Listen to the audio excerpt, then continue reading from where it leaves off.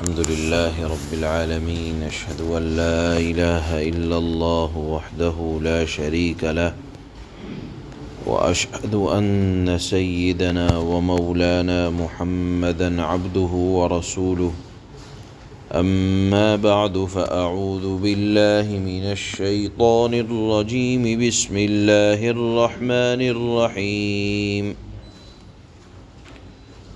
فاذكروني أذكركم واشكروا لي ولا تكفرون صدق الله مولانا العلي العظيم۔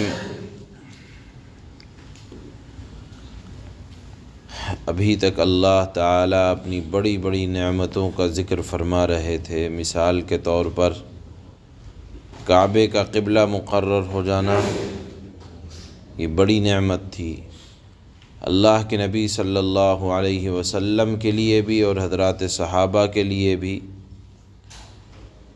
اور اسی طرح حضرت ابراہیم علیہ السلام سے اس امت کا خاص تعلق ہونا کہ یہ امت محمدیہ اثر ہے حضرت ابراہیم علیہ السلام کی دعاؤں کا۔ اللہ کے نبی صلی اللہ علیہ وسلم اثر ہیں حضرت ابراہیم علیہ السلام کی دعاؤں کا۔ آپ علیہ السلام کے کارنامے یا آپ علیہ السلام کا منصب یہ اثر ہے حضرت ابراہیم علیہ السلام کی دعاؤں کا۔ اب اتنے بڑے بڑے احسانات یاد دلانے کے بعد اللہ فرماتے ہیں فَاذْكُرُونِي أَذْكُرْكُمْ وَاشْكُرُوا لِي وَلَا تَكْفُرُونَ۔ یہ آیت دیکھنے میں بڑی چھوٹی سی ہے، لیکن اس آیت میں اللہ نے امت محمدیہ کو 3 حکم دیے ہیں۔ پہلا حکم یہ دیا کہ منعم حقیقی یعنی انعام کرنے والے اللہ کو ہمیشہ یاد رکھو، ہر دم یاد رکھو۔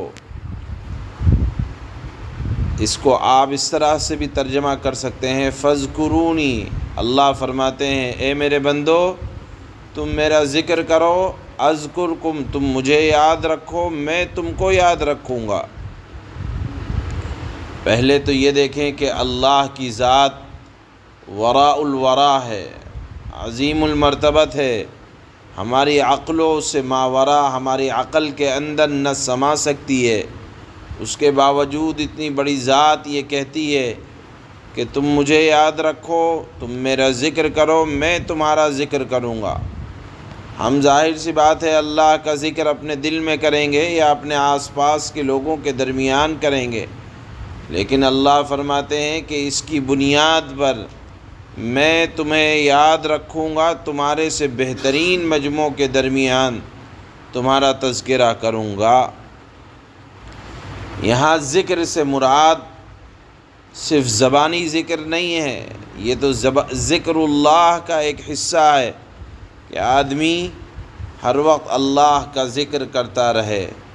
یہاں یاد اللہ کو یاد رکھنے کا مطلب یہ ہے کہ انسان اس کی بتائی ہوئی یعنی اللہ کے بتائے ہوئے طریقے پر پوری ہمت کے ساتھ اور شوق کے ساتھ چلتا رہے، اٹھتے بیٹھتے چلتے پھرتے سوتے جاگتے کھاتے پیتے، غرض ہر وقت ہر کام میں ہر حال میں ہر آن میں اللہ نے کیا فرمایا ہے، اللہ کے حکم کے مطابق، اور اللہ کی رضا کو اللہ کی خوشنودگی کو اپنی خوشنودگی پر مقدم رکھے، اس کو کہا جاتا ہے ذکر اللہ۔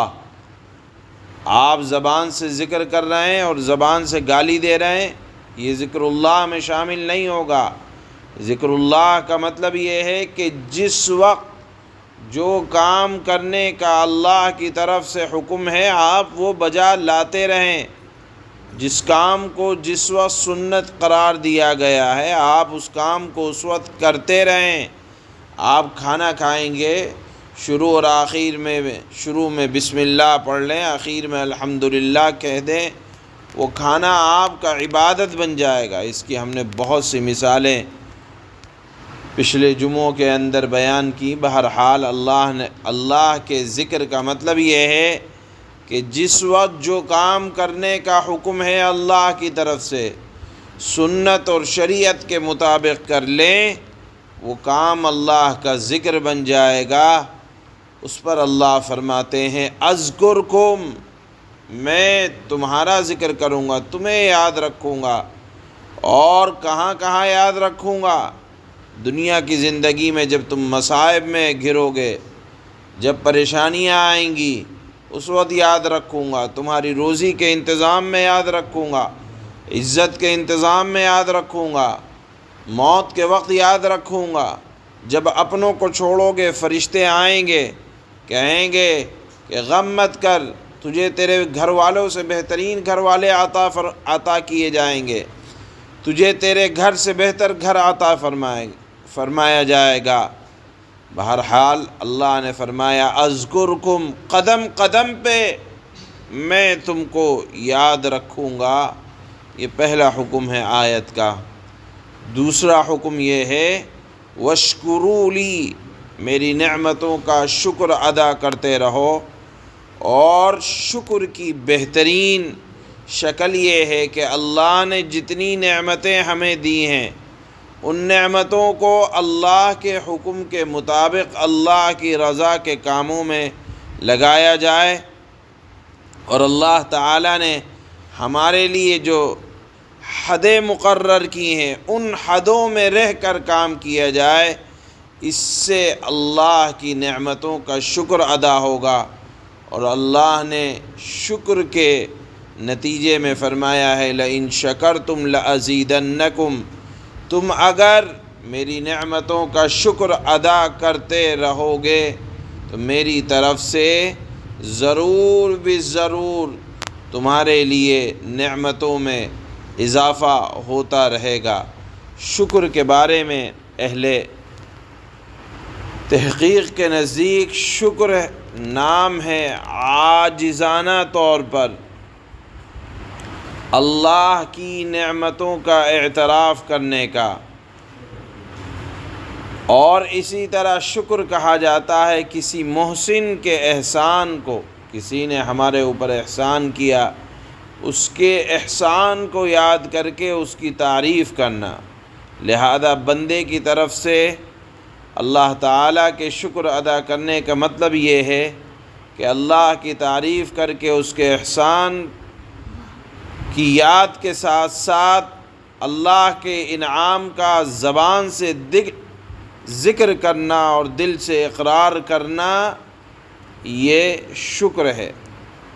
اس کے بعد اللہ نے فرمایا وَلَا تَكْفُرُونَ، اللہ نے جتنی نعمتیں بخشی ہیں ان کی ناقدری نہ کرو، ناشکری سے بچو، اس لیے کہ ناشکری، ناقدری، اس سے نعمتیں اللہ چھین لیتے ہیں، اور صرف چھین ہی نہیں لیتے بلکہ عذاب بھی ملتا ہے۔ مثال کے طور پر اللہ نے ہمیں صحت دی، جوانی دی، گھر والے دیے، گھر دیا، آپ نعمتوں کی ناقدری کر رہے ہیں تو نعمتیں تو ناقدری سے چھن جاتی ہیں، لیکن ساتھ میں عذاب بھی ہوتا ہے۔ ہم عام طور پر کفران نعمت یعنی نعمتوں کی ناقدری بہت مختصر سا اس کو سمجھتے ہیں۔ نعمتوں کی ناقدری کا مطلب اگر اس کو واضح کیا جائے تو یہ ہوتا ہے کہ اللہ نے جس نعمت کو جس غرض کے لیے پیدا کیا ہے اس غرض سے ہٹا کر دوسرے کام یا دوسرے غرض میں لگا دیا جائے۔ مثال کے طور پر اللہ نے ہمیں آنکھیں دی ہیں، آنکھیں دی ہیں اس لیے تاکہ اللہ کی نعمتوں میں غور و فکر کر کے اللہ کی معرفت حاصل کیا جائے۔ قرآن میں اللہ نے فرمایا ان فی خلق السماوات والارض واختلاف اللیل والنہار لآیات لأولی الالباب، اللہ نے اس پوری کائنات کے اندر عقل مند لوگوں ان کو کہا ہے جو غور و فکر کرتے ہیں اللہ کی معرفت کو حاصل کرنے کے لیے۔ اب اللہ نے آنکھیں دی تھیں کہ آدمی اپنی ضرورتوں سے واقف ہو سکے، اللہ تعالیٰ کے عجیب و غریب مصنوعات کو دیکھ کر اللہ کی معرفت حاصل کرے۔